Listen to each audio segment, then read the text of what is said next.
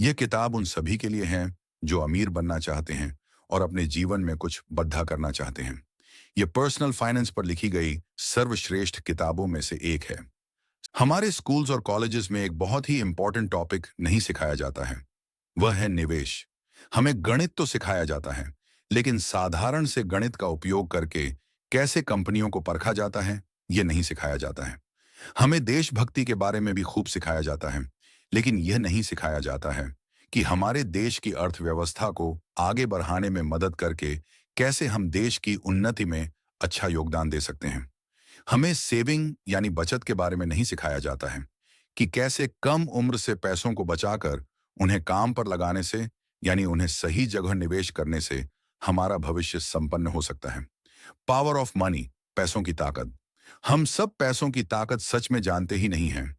हम जब सोचते हैं कि अगर हम कोई सामान 1,000 रुपये का सामान खरीदने जा रहे हैं, तो हम सोचते हैं कि हमारे 1,000 रुपये खर्च होंगे। लेकिन जो बड्ढे निवेशक हैं, जो सच में पैसों की ताकत को समझते हैं, वो कोई भी खर्चे को कैसे देखते हैं, ये देखते हैं। पीटर लिंच को अगर 1,000 रुपये खर्च करना है, तो वह पहले सोचेगी कि अगर मैं यह 1,000 रुपये खर्च न करके निवेश करूं और इस पर मैं 24% ही मुनाफा प्रतिवर्ष लेकर आऊंगा, तो 20 साल में आज के 1,000 रुपये लगभग 1,25,00,000 रुपये होंगे। वो ये सोचते हैं कि अगर मैं आज 1,000 रुपये यहाँ खर्च कर रहा हूं, तो मैं 1,000 का नुकसान नहीं कर रहा हूं।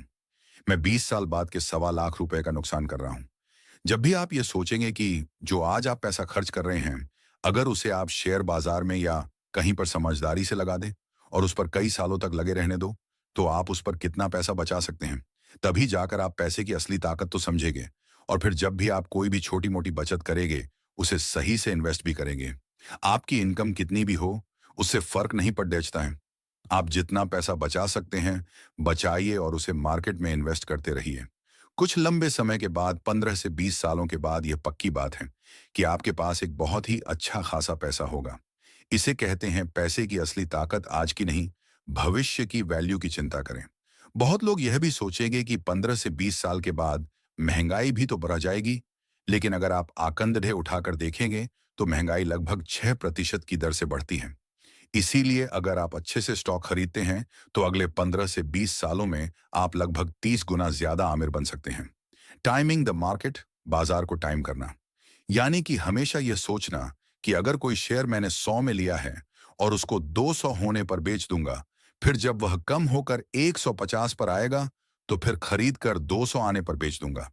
हो सकता है ऐसा करने में वो एक दो बार सफल भी हो जाए, लेकिन ऐसा करके निवेशक की आदत पड़ी जाती है कि वह किसी शेयर को खरीदकर उसमें 10% से 20% कमा लिया, तो उस शेयर को बेच दें और फिर से जब वह शेयर नीचे जाएगा, तो फिर खरीद लूंगा।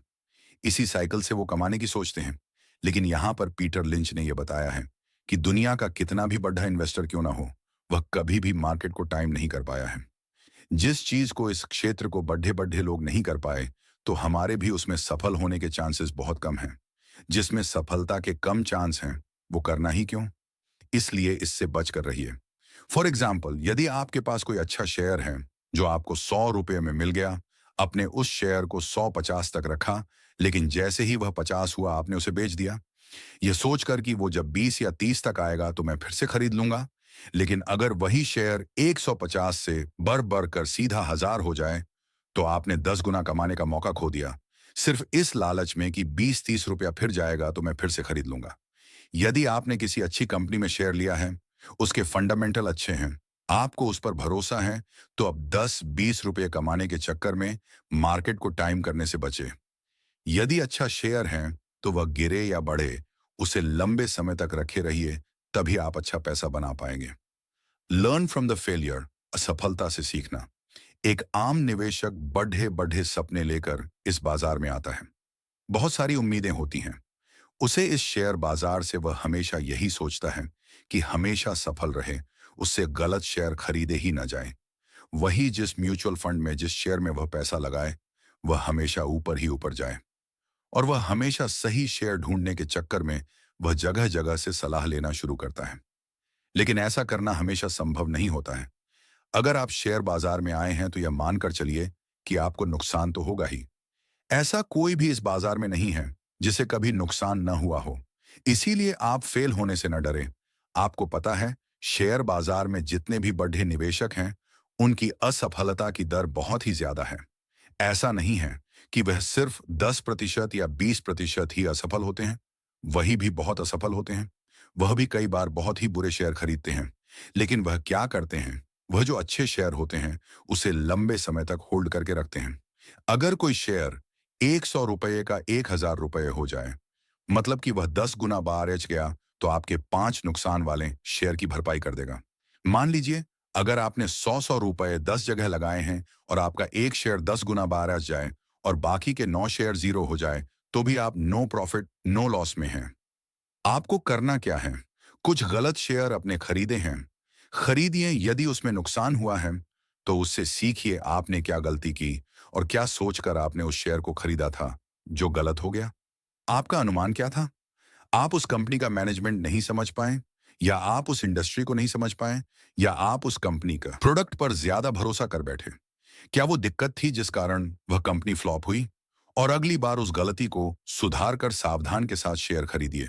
इस तरह से जब आप अपनी गलतियां कम करते जाएंगे, तो एक दिन ऐसा आएगा जब आप लगातार अच्छे शेयर खरीद पाएंगे। ज्यादा नहीं, अगर आपको सिर्फ 10 स्टॉक ही ऐसा मिल गए कि वो 100 गुना हो गए, तो आप अंदाजा लगाइए, आप अच्छे खासे पैसा बना पाने में सफल हो पाएंगे। Stock prices are not the top priority. Share का दाम आपकी मुख्य प्राथमिकता नहीं। मान लीजिए आपसे यह कहा जाए कि एक 10,000 का मोबाइल फोन है, लेंगे कि नहीं? आप तुरंत कहेंगे कि मैं ऐसे कैसे ले लूं? उस मोबाइल के बारे में कुछ तो बताइए। जैसे कि मोबाइल का मॉडल नंबर क्या है, रैम कितनी है, उसकी स्क्रीन कितनी है, उसकी बैटरी कैसी है, उसका कैमरा कितने मेगापिक्सल का है। जब हम हर सामान खरीदने से पहले उसके बारे में सब जानना चाहते हैं, तो ऐसा शेयर के साथ क्यों नहीं होता है? क्यों जब बात शेयर की होती है, तो सबसे पहले हम यह पूछते हैं कि क्या भाव चल रहा है? उस शेयर के दाम का तो कुछ मतलब ही नहीं, जब तक हमें यह पता ना हो कि कंपनी की क्वालिटी कैसी है, कंपनी कितनी वीक है या कितनी स्ट्रांग है, उसका मैनेजमेंट में कौन है, उसकी बैलेंस शीट कैसी है, उसके फ्यूचर प्लान्स क्या हैं। जब ये सब हमें पता हो, तभी उस शेयर के दाम की वैल्यू है। तभी तो उससे हम अंदाजा लगा सकते हैं कि शेयर सस्ता मिल रहा है या महंगा। ये सब जाने बिना हम सब ये गलती करते हैं कि जब भी कोई शेयर का नाम आता है, तो हम यही पूछते हैं कि उसका दाम क्या है। सबसे पहले आपको उस कंपनी के बारे में पढ़ना चाहिए, उसके बाद ही कुछ डिसाइड करना चाहिए। किसी भी शेयर का दाम अपने आप में कुछ भी नहीं कहता है। स्टार्ट अर्ली, जल्दी शुरुआत करें। यह बहुत ही महत्वपूर्ण है। जितना जल्दी आप शुरू कर सकते हैं, करिए। खासकर यंग लोग ये सोचते हैं कि अभी तो हमारे पास ज्यादा पैसे नहीं हैं, अभी तो मैं महीने के 500 या 1000 रुपये ही बचा पाता हूं। आप कितना भी बचा पाते हो, चाहे वो कितना भी कम हो, शुरू करना जरूरी है। शुरू करने में जितने कम पैसे हों, उतना ही अच्छा है। शुरुआत में गलतियां ज्यादा होती हैं और आप उन गलतियों से सीखते हैं। अगर आपके पास पैसा कम रहेगा, तो गलती करने का दर्द भी आपको कम महसूस होगा। हमारे देश में निवेश शुरू का करने का यह सबसे बढ़िया समय है, क्योंकि आज हमारे देश जीरो ब्रोकरेज वाले ब्रोकर्स हैं, जो हमसे आपसे निवेश करने का कोई कमीशन नहीं लेते हैं। जैसे कि जीरोधा या अपस्टॉक्स। मैं खुद अपस्टॉक्स का यूज करता हूं। यदि आप म्यूचुअल फंड में निवेश करना चाहते हैं, तो ग्रो या कुबेरा जैसे एप्लीकेशन उपलब्ध हैं, जो आपको बिना किसी कमीशन के म्यूचुअल फंड खरीदने देते हैं। इसीलिए आप जितना जल्दी शुरू कर सके, उतना जल्दी इन्वेस्ट करने की शुरुआत करें। दुनिया के सबसे बड़े निवेशक श्री वॉरेन बफे बहुत ही कम उम्र से ही, यही जब वह 10 से 11 साल के थे, तभी से वह निवेश करते आए हैं। तब वह न्यूज़पेपर और कोक की बोतलें बेचकर पैसे कमाते थे और अपनी सेविंग को स्टॉक मार्केट में निवेश करते थे। वह हमेशा अच्छी कंपनियों को ढूंढते करते हैं और उसमें कई सालों तक होल्ड करते हैं। और अंत में मैं आप सबसे यही कहना चाहूंगा, आप अपनी छोटी छोटी बचत सेविंग को शेयर बाजार के शेयर खरीदने में या म्यूचुअल फंड में तो इन्वेस्ट कर सकते हैं। लेकिन जिस तरह आपको गाड़ी चलाने के लिए पहले गाड़ी चलाना सीखना होता है और उसकी प्रैक्टिस करनी होती है, उसी तरह अपना पैसा कभी में इन्वेस्ट करने से पहले उसे सीखना जरूरी है। तो सबसे पहले आपका लक्ष्य होना चाहिए कि निवेश करने के बारे में सीखें, फिर अपना पसीने की कमाई को कहीं लगाएं और मुनाफा हासिल करें।